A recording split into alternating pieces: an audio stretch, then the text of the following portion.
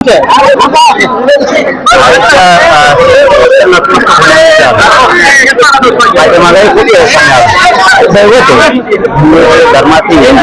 आई स्वामी नाईक तुळजाभवानी दर्शनाला पंढरपूरला दर्शनाला प्रत्येक ठिकाणी जातो येतो. आता निवडणूक निवडणुकीत राहील निवडणुकीचा विषय मराठा आरक्षणाचं पुढचं नियोजन काय आहे? आता उशीर होणार सरकार स्थापन झाल्याच्या नंतर निवडणुकीचे बहुमत मिळाले त्याच्याबद्दल संशय व्यक्त केला जातो. नियम बाबतीत संशय व्यक्त केला जातो. आपल्याला काय वाटतं त्याबाबत याच्यामध्ये परिणामकारक मला नाही माहित, कारण ज्यातलं माहित नाही त्यात बोलू नये.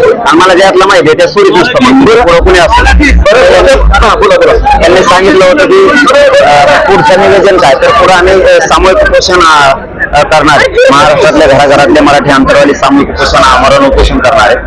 एका दिवस बहुतेक असंही होऊ शकतं हे उपोषण बहुतेक आणखी विचारलं नाही पण विचारणार बहुतेक मुंबईत सुद्धा होऊ शकतं आणि मुंबईत सुद्धा आमरण उपोषण आम्ही करू शकतो. पण आता आधी समाजाला विचारणं आहे सामूहिक उपोषण अंतरवालीतच करायचं, आमरण उपोषण आझाद मैदान मुंबईला सुद्धा करायचं, हे सुद्धा होऊ शकतं. शक्यता आहे बहुतेक असं होऊ शकतं की मुंबईत सुद्धा होऊ शकतं, पण आधी समाजाला विचारा. दोन नावं मुख्यमंत्री पदासाठी भाजपकडून देवेंद्र फडणवीस आहेत, एकनाथ शिंदे यांची माणसं. आपल्या नेमका मराठी मुख्यमंत्री कोणाला आमचा पाठिंबा असणार? शेवटी काय असतं होता, काही केलं तरी आम्हाला संघर्ष करावा लागणार आहे, लढावं लागणार आहे. कोणी आलं तरी, म्हणजे हे जरी आले असते तरी आमच्या वाट्याला तेच होतं आणि हे आले तरी पण तेच आहे. आमच्या चळवळीवर विश्वास आहे. कोणी झालं तरी मुंडकर पाय दोन आरक्षण द्या. फडणवीसला शुभेच्छा देणार, देवेंद्र फडणवीसला शुभेच्छा देणार का?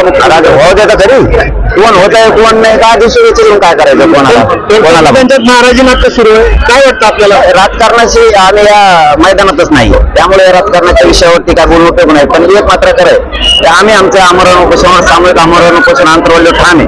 परंतु एखाद्या वेळेस मुंबई सुद्धा ते होऊ शकतं आझाद मैदानला, बहुतेक अशी सुद्धा शक्यता आहे.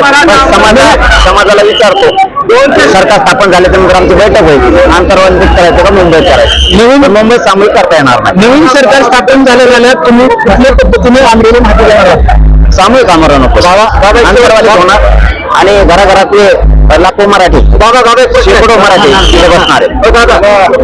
विधानसभेत जो प्रत्येक दिसायला पाहिजे होता मराठा समाजाची चळवळ आपण दिली तो दिसते नाही, त्याच्यामध्ये कारण काय आपल्याला वाटतं की त्याच्यामुळे हा प्रश्न त्याला काय कारण उघड मैदानातच नव्हतं, पाडून टाकले असते, त्यांना दण पाडले असते सगळे. मालक समाज आहे, समाज कोणाच्या दावणीला बांधला नाही. मुलगा म्हणतो मी समाजाला, मी समाजाचा मुलगा आहे, मूर्खासारखा मी समाज कोणाच्या दावणीला बांधला नाही आणि समाजाचा वापर पण होऊ दिला नाही. समाजाशिवाय मराठ्यांशिवाय राज्यात सत्ता येऊ शकत नाही. यांच्या सुद्धा माझं मराठीचे त्यांनी म्हणाव, या घरी आमदारांनी मराठी साथ नाही बघा त्याला कसं गचरात धरून बाहेर काढतो. बहुसंख्य मराठा आमदार आहेत सांगू नये मराठा आरक्षण. गोरगरिबांचे लेकरं खूप नाकरच करताय, खूप तळतळ आहे त्यांचं, खूप काम आहे, खूप कष्ट आहे बापाचे. एकदा मराठा समाजाच्या लेकराकडे बघा आणि सगळ्या आमदारांनी तुटून पडा मराठा आरक्षणासाठी. आणि यावेळेस मराठ्यांनी आणले पण ओबीसी बांधव सुद्धा यावेळेस मराठ्यांनी निवडून आणले. सगळ्यांनी मराठा आरक्षणाकडे लक्ष द्यावं. आम्ही तसे खंबीरायचं प्रयोग त्याच्यामध्ये केला होता मुस्लिम समाजाला सोबत द्यायचा मराठा समाजाला.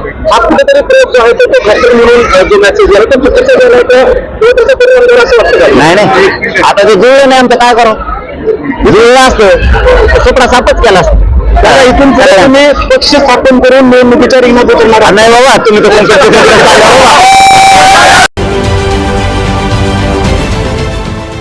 देश विदेशातील प्रत्येक घडामोडींचे लाईव्ह अपडेट मिळवण्यासाठी आता साम टीव्हीच्या सर्व सोशल मीडिया प्लॅटफॉर्मला लाईक, फॉलो आणि सबस्क्राईब करा. तसंच सर्व नोटिफिकेशनसाठी बेल आयकॉन प्रेस करायला विसरू नका.